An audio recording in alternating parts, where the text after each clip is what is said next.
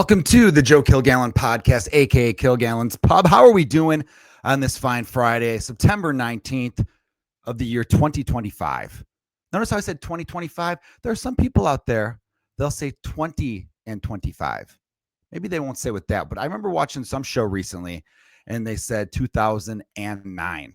It's 2009. I guess that's not wrong, but it sounds stupid. Just say 2009. The year's 2009. What's with the and 9? Why are you making it longer? Okay, you dipshit. Oh, you know what's really fun? I have two sons, 8 years old, 6 years old, and I got them with this old one. Do you guys remember this one? Dude, what's that smell? Oh, man, it smells like Up Dog in here. Yeah, it definitely smells like Up Dog. And my 6-year-old son said, "What's up, dog?" And I go, "Not much. What's up with you?" Blew his little freaking mind. And I got him a bunch of other ones. He said his friends don't really say dog, so I said you could say it smells like Up, dude. And then his friends are going to be like, "What's up, dude?" You can be like, "Not much, dude. What's up with you?" And then he laughed and laughed. And then the other one, too young for, but I switched it because I knew it as you'll say to someone, "What are you, a dick for?" And then they say, "What's a dick for?" And you go, "You don't know what a dick's for? That's embarrassing. What do you think the P comes out of? Loser." But I taught him butt for. Dude, you're a butt for. And then they say, "What's a butt for?" You get it. You get it. All right. As always, I like to start off every episode with a little bit of gratitude. Big shout out to all the people who have come back to listen to the podcast. 2 episodes in. This is the 3rd episode back. I'm staying consistent, dropping the episodes on Friday, hitting them up on YouTube a couple days after. But I might get the YouTube one up a little bit quicker, maybe. Drop the audio later. I'm not sure. I'm playing with it. I am playing with the format right now. I still don't have a naturally cool background. So this time I went with the photo of Wrigley Field behind me instead of that living room that clearly wasn't mine. Although I had a grand piano, which I've always appreciated. Not that I've ever really wanted one. I don't know how to play the piano, but a grand piano, those are cool. It's a status symbol. It's bougie. And I'm not a bougie fella, but if maybe I'll make a list of bougie shit that I'm like, yeah, it's pretty cool. I'll give you that one. If you own one, good on you. Pat on the old back. But a lot to get into, man. It'd be nice to have an easy week where I could just, dick around with you guys and talk about butt force the whole episode, but we can't. A lot going on right now in the old US of A. I thanked everyone. I also want to give a shout out to the Comedy Vault in Batavia, Illinois, about an hour west of Chicago. I am featuring there last night, tonight, Friday, tomorrow, Saturday, 2 shows tonight, 2 shows tomorrow, but don't go to those. That's a weird thing to say. Sunday night, September 21st. Again, Comedy Vault Batavia. Awesome club, great staff, great owner. They love comedy. They treat the comedians incredibly well. Believe it or not, that's rarer than you think. I am headlining. It's my first time headlining, and it is my birthday show. That's right. I have a birthday coming up. But before that show, I'm getting some reps in by featuring for K. Trevor Wilson. Some of you may know him as Squirrely Dan on the hit show Letterkenny, which I got really into a couple years ago on Hulu. I watched all 12 seasons because Canadian shows don't do long seasons. They're like 6 to 8 episodes or something a year. Hilarious show. And the spinoff show Shoresy is really great too. But K-Trev, as his friends call him, and he told me I could call him K-Trev. So that means we're friends now. Hilarious stand-up comedian. And he played Squirrely Dan, one of my favorite characters on the show. And that's what I appreciate about him. If you watch the show, you'd get that inside reference. Great dude. Yeah. So if you're in the Batavia area, come see Squirrely Dan or K-Trev Wilson. I'm sure he doesn't want to be known as the character he's most famous for. But also come see me Sunday, September 21st, my birthday, Bill Murray's birthday, lead singer of Oasis, Liam Gallagher's birthday, overweight first baseman for the Detroit Tigers, Cecil Fielder's birthday. Did he only play for the Tigers? Was he on any other team? He was a Blue Jay at one point too, I believe. I don't know who else is 9/21. Who else is September 21st birthday? There's going to be some ladies out there, some famous ladies that I've forgotten. I don't really look it up that often. But yes, I am September 21st. I think Keira Knightley, maybe. She's a smoke show, huh? Ooh, good Lord. I wonder what she's up to these days. So, yeah, a lot of stuff to get into. I always get weird around birthdays. I don't know. I think the last birthday I was excited for was like 30. Because when I turned 30, which was only a couple years ago, when I turned 30, I remember thinking like, okay, this feels like I'm officially an adult now, right? Like that's what it feels like. And I remember feeling like a sense of maturity because when I was in my 20s, there's people in their 30s that I looked up to and thought these guys are great and your 30s are still awesome. And I did have a fun 30s. I did. But I'm still in my 30s. What do you mean fun 30s? What are you saying, dude? Dude, what are you saying? So, but yeah, I don't know. Sometimes I want to downplay the birthday and be like, I don't really want to do anything. Then the day rolls around and you got a few friends being like, come on. And then you start to think, you know what? I should.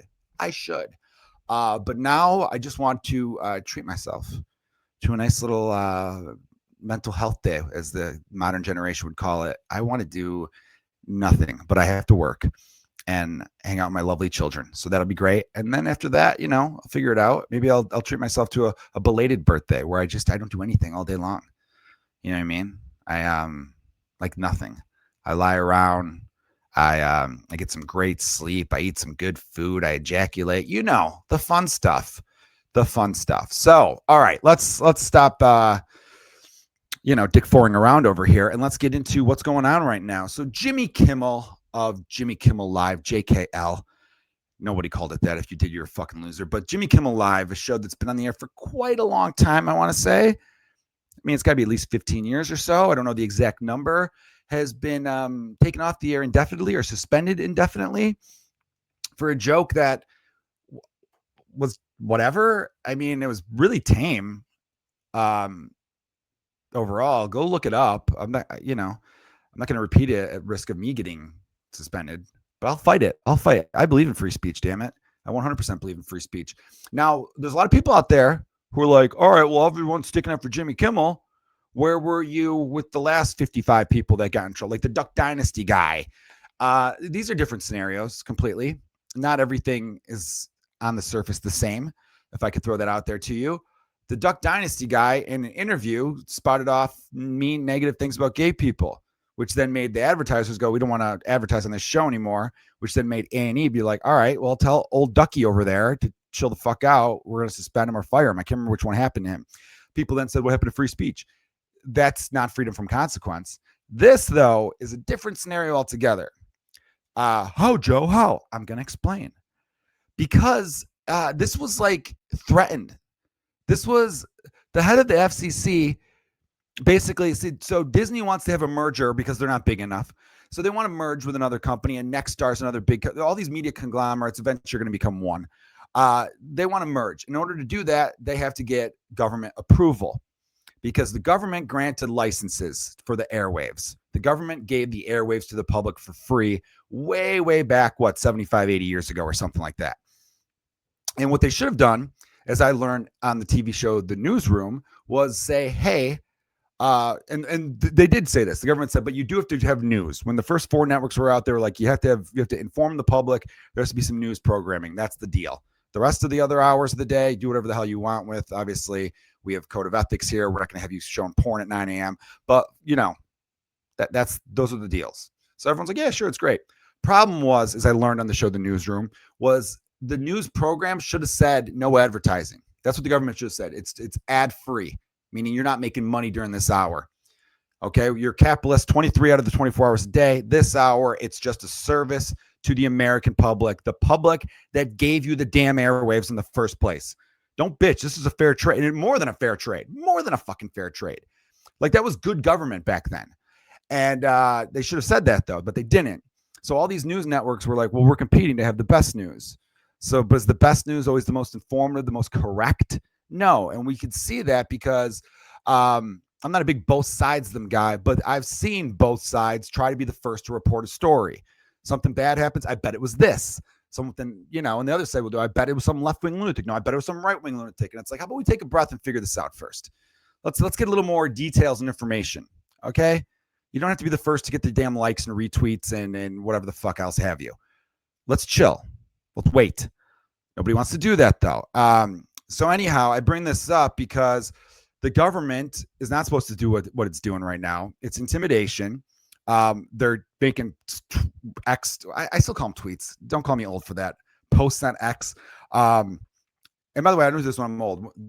My hometown, Chicago, Illinois, we had the world's largest building at one point, world's tallest building, called the Sears Tower. It's been called the Willis Tower for about 17 years now, maybe 20 years. I still call it the Sears Tower. I'm not going to call it the Willis Tower. That's how I do things. Okay. A lot of people are like me. So I'm going to call it Twitter. Don't give a shit, Elon. And this guy's making posts They're basically saying it's a lot of government intimidation. And Trump has even stated several times, and more so recently, if these networks aren't going to give me positive coverage, maybe we need to look into their license. So that's government interfering with freedom of speech. So everybody should be united on this, but we can't be, because we've turned politics into sports. You know, I know that it's red team versus blue team. I'm red team, and I will root for red team no matter what. Go red team. I'm going to tell myself every year that this is the year that red team does it all. And the other side, blue team, blue no matter who. When I'm blue, blue, blue, right? It's garbage. It's garbage. You got to start to realize that at the end of the day, these politicians work for us. And let's not be so married to the idea of what, like, how many of my friends, so many friends of mine were like, release the Epstein files, release the Epstein files. Now that they know their boy is on them and he won't release them, whatever. Get the fuck out of here, whatever. This is all still, I still think so many of the events that have happened over the last 2 weeks are just them trying to hide the fact that they're not going to release these files. They voted to keep them sealed. Look up the vote, everyone. 51 Republicans voted, locked these files away, never showed them to the public. 49 Democrats said, release these damn things. It's messed up. I want to know who's diddling kids, right? Don't you want to know that shit? Don't you want to know?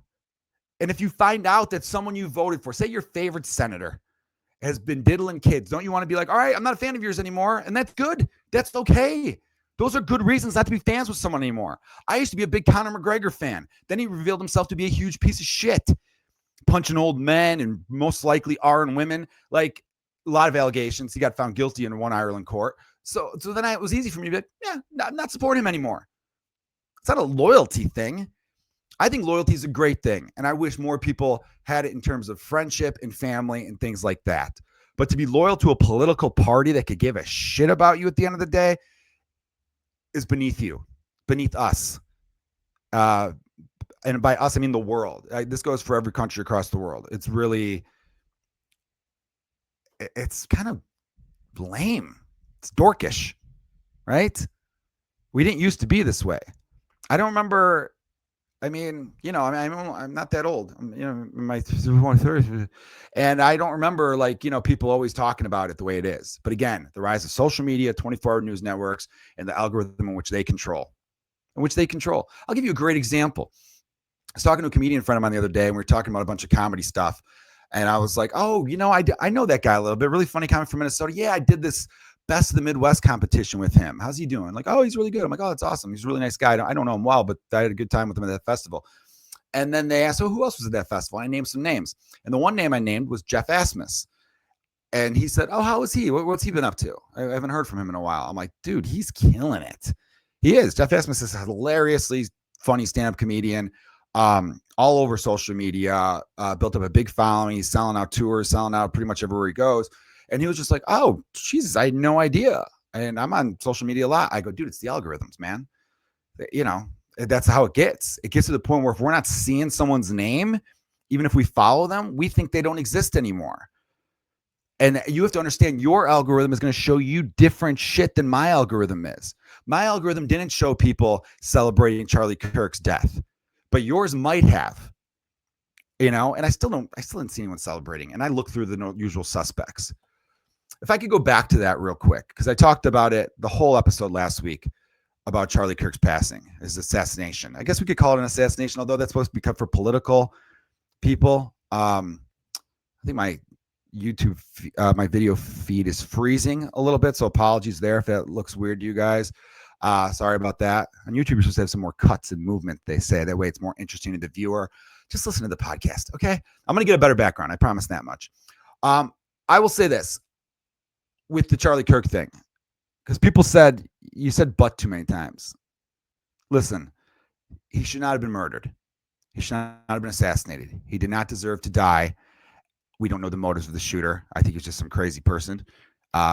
Maybe he has a trans girlfriend. And that a lot of people were like, well, he's clearly not MAGA. He's got a trans girlfriend. You don't think there are Republicans who like hooking up with trans people? Get the fuck out of here. You insane? It's like Republicans back in the day, they'd always be like, well, we don't support the gays. So obviously a Republican would never be gay. And that we found out not openly. They might not be openly gay, but we know there are plenty of gay Republicans, and there are plenty that probably like getting it up the butt from, who's. And good for them. Own your truth, people. It'll set you free. So it's I heard someone say this really well, and it made me, I wanted to readdress it a little bit because after we've all had some time, I waited a couple days to talk about it last time because I wanted to see if the shooter was caught. By the way, how shitty was his dad? This Tyler Robinson's dad, all-time crappy dad, right? Like, I'm sorry. I'm not turning in my sons. If my sons assassinate someone, not turning them in. This dude was all too quick to turn in his son. That's a shit dad. No, he was doing the right thing. No, because you live once. Okay, you live once. We don't know for sure if there's an afterlife, but that's your son. You're a bad dad. You're obviously a bad dad because your son went down a path in which he assassinated someone, but you're also a shitty dad for turning him in. Because nobody, even if we found out, the courts would have gone easy on a guy like that. Well, you knew your son did it, but you were hiding him in the basement. Yeah, so, and you know what I'd say? And I'd do it fucking again. I would do it a fucking again. That dad obviously didn't see the movie In the Name of the Father with Daniel Day-Lewis. Great flick. So with this, with the Charlie Kirk situation, I disagree with a lot of what he said. And don't give me that context shit, okay? For every one thing where people said, see, look, a little out of context, there's like 50 other where it's like, he clearly didn't like these people. Like when you make the statement, I'm not celebrating Juneteenth, what are you hoping to spread like with that? You know what I mean? You're obviously pushing an agenda that this shouldn't be a holiday, but why shouldn't it be a holiday? Why shouldn't we acknowledge one of America's biggest mistakes ever? What's wrong with that? Are you trying to teach young men to own up to their mistakes, young women, or whoever your audience is? You know what I mean? It's just one of those things. And again, I don't want to speak ill of him because it's like everyone's talking about it anyway. And but here's where I want people to have some perspective on this. And I think some of you people who might have been upset with my last podcast, if I still retain any of you listeners, might realize this or might appreciate this. First of all, he shouldn't have died, obviously. But here's what the other side needs to realize. When you, just because you disagree with someone over, I'm not telling you to mourn his death because no one should be told to mourn anyone's death if they don't want to. I'm thinking to myself, you know what? He was only 31. That hasn't set in enough. He looked like he was about 43, but he was only 31. So to the people who hated his views, don't you think people can change? Isn't there a chance that Charlie Kirk at the age of 41 would be very different than he was at 31? He might look back at his early 30s and 20s and be like, man, I was wrong. I was wrong. Why was I like that? I now see the truth. I've aged, I've matured. People deserve love and compassion no matter what backgrounds they come from, whatever walks of life they come from. Like he could have been that guy and that could have influenced change in other people. So that's another reason that it is sad that he died. You got to think that way too. If you don't believe people could change, then that's a sad existence for you. That must mean you're dropping people left and right from your life. And I know that's not the case. I know most people believe that people, if they put in the work, can change. And those people have to want to change. But we'll never know now when it comes to Charlie. Just something to think about, That's the only type of both sides I'll ever do, really, because I don't like when people do that. Well, both sides, you're being a fucking weasel. All right. And at this point in society, losing followers for your thoughts is almost a badge of honor at this point. I really do believe that. How are you still upset in the year 2025? How are you afraid to speak your mind in this time frame? Don't you now realize that there are enough people out there for everybody, in the sense that, oh, if I say something about this, I might lose some people over it. So what? You know what I mean? Then they're hypocrites too, or whatever. You'll replace them with other people. But you got to speak your truth. I really do believe you have to, in the words of Noel Gallagher, sung by Liam Gallagher, you got to be yourself. You can't be no one else. Are you feeling supersonic? Give me some gin and tonic. Actually, no, because I'm 200 days sober as of today. 200 days. I don't feel like talking about my sobriety right now. A little boring. But back to the Kimmel thing. You can't silence people who disagree with you, and you can't intimidate. And that's what people are going to try to use. Oh, well, they just suggested. They didn't actually do it, so it's not really an attack on the First Amendment yet. Slippery slope, baby. Slippery slope. You know how we always say to ourselves, how did Hitler do that? Little by little. before you know it. It doesn't happen in a day. You know what I mean? It's surely and slowly, and you're pitting people against each other. And then there's more lies coming out. Some asshole wrote loser on his own Starbucks cup. By the way, he's not an asshole. He's a loser. He wrote his own name down on his own cup and tried to blame the barista. So many of those stories have been fake. Every time. I remember there was one 4 or 5 years ago. They wrote fat pig on my cup. How did they know I was a fat pig? And then they watched the surveillance, and it's like, now we see he wrote Jerry and handed you the cup. Clearly, he didn't have enough time to write Jerry as a fat piece of shit, you know? True, though. So, yeah, it's just one of those things where, you know what I mean? You gotta speak out. I really think this should unite everybody about this. You can't, the First Amendment is massive. It all starts with the First Amendment. You can't have your Second Amendment without your First. The strong Second Amendment people have the whole, I am a Second Amendment supporter because I believe in the right to bear arms against a tyrannical government. It's fight tyranny, right? The government comes after me, I'm going to have guns to protect myself. There you go, right? Okay, sure. But it's going to start with speech, okay? If they start silencing you, it starts with that. It really does. Freedom of speech, freedom of protest, freedom of expression, all that kind of stuff. Because you're not going to just jump ahead to a war. That's not how things go. And if that's the case, you know, if we all get silenced, if they turn off our internet, North Korea style, and we can't communicate with the rest of the world. I mean, I know obviously some of this seems very like, what are you, Joe? Are you writing a screenplay for one of those futuristic movies? One of those dystopian movies where everyone's playing grab ass with each other? They're playing grab ass in those dystopian movies. I was trying to think of like, you know, what was that one? Divergent and all those other shit movies. I guess that Divergent. No, the first one was okay. The rest of them were really shit. Yeah. So there's just a few other things I wanted to address real quick. I don't know what's going to happen with Jimmy Kimmel. A lot of people think he'll be back on the air and everything like that. They'll point to bad ratings. They'll point to all this kind of stuff. But it's like the ratings have been the same. Everything's been the same. You have to look at the timing of these things. Like, there's tensions are high from the Charlie Kirk thing, right? And because of that, were they looking for any joke that it wasn't really a Charlie Kirk joke? Were they looking for any joke about that as their chance? Like the Stephen Colbert thing was proof. Stephen Colbert had the highest ratings in his time slot. People will then try to point to, but compared to late night shows 20 years ago, people try to do the whole, nobody watches late night anymore because of X, Y, and Z. No, nobody watches late night anymore because we have a million other options. Think about it. Oh, am I going to watch the Brad Pitt interview on Stephen Colbert where he'll talk to him for about 4 minutes? Then we go to about 2 minutes of commercials. Then they come back for another minute and a half. Am I going to watch him on Kimmel or on Jimmy Fallon where they're going to play some stupid game? Or am I going to listen to a full hour of Brad Pitt on a podcast or watch that podcast on YouTube and get better questions, no filters because there's no ratings or FCC coming down. He could be completely raw and honest. That's what I'm going to go to if I'm really a big fan of celebrity interviews. It's outdated. It's just an outdated model. I'm a stand-up comedian. My stand-up comedian friends who've done late night, it's a process. You have to iron out every joke and sometimes change the joke. There was a great documentary called Comedian with Seinfeld and Orny Adams. And they talked about how Orny Adams, they didn't want him to make a joke about lupus because they're like, that's a little sensitive. So instead they asked him to say psoriasis, which was a skin disease. And it's hard. Lupus is a word you could like punctuate. Lupus. It's like it's a funny sounding word. Psoriasis. It sounds a little too technical, but he made the joke work.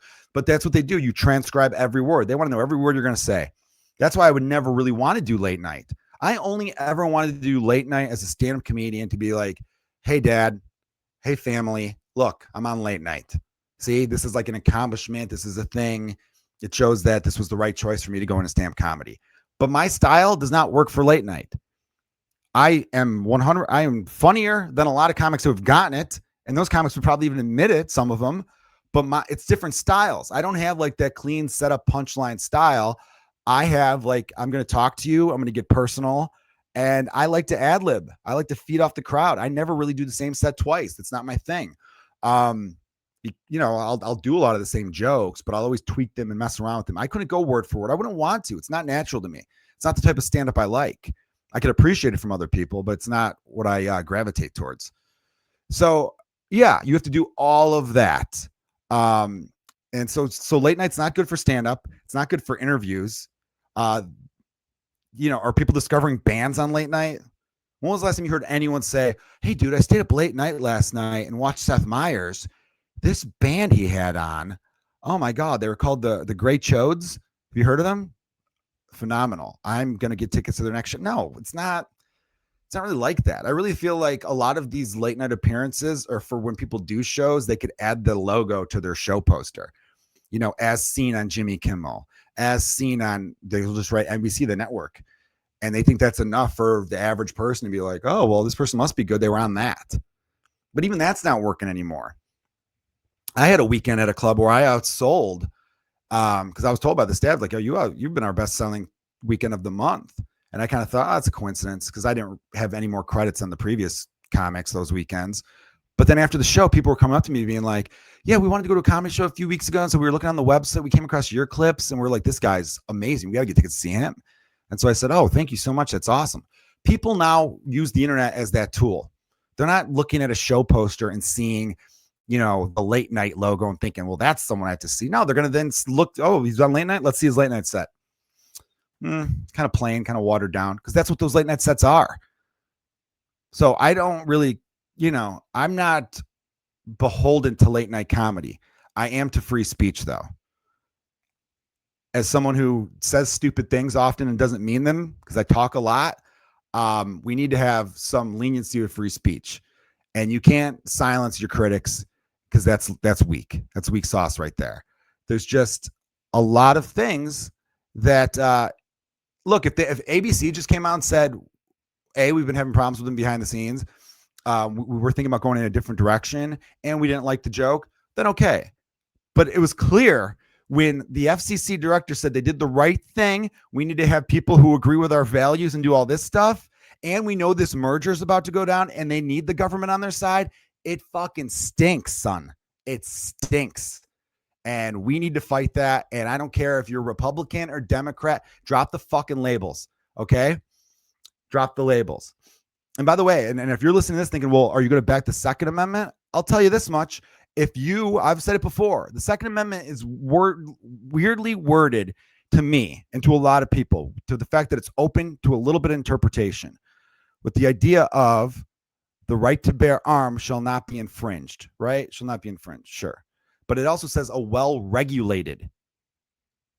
Well-regulated is the first three words. So regulating firearms is not the same as taking your right away. I really do believe that so many scare tactics from the NRA and from Fox News type outlets scared people into thinking, oh, the government wants to take all my guns away. No, it doesn't. It doesn't. It really doesn't. It's one of those things where it's like, no, we just want the guns not to be in the wrong people's hands. But criminals will always find a way. Okay, sure. Do you lock your doors at night? Why? I thought criminals will always find a way. If we make it a little bit harder on the criminals / psychopaths, because by the way, it's not usually criminals who are doing this shit. It's the psychopaths. But I haven't heard anyone say we need to reinvest in mental health. This country has been neglecting mental health for a long time. But even after the last 10 to 15 years of people putting more of a focus on mental health, it's still mostly lip service. People know it sounds good to say they support mental health, but do they actually support it? I don't know if they do. I really don't know.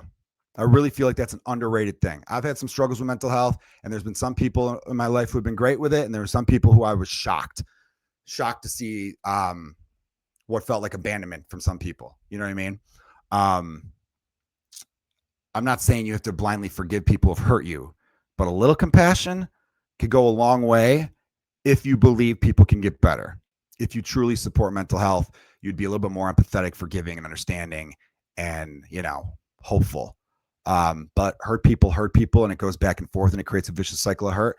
And I'm hoping that we all could figure out a way to stop that and break that vicious cycle. All right, guys. Hopefully we have a nice, easy week of jack shit. I'll recap my weekend with K. Trevor Wilson, K-Trev from the show Letterkenny. Maybe I could get some cool stories that he won't mind me telling on air on the podcast. I'll tell you about my birthday, and then we'll do some really other fun stuff.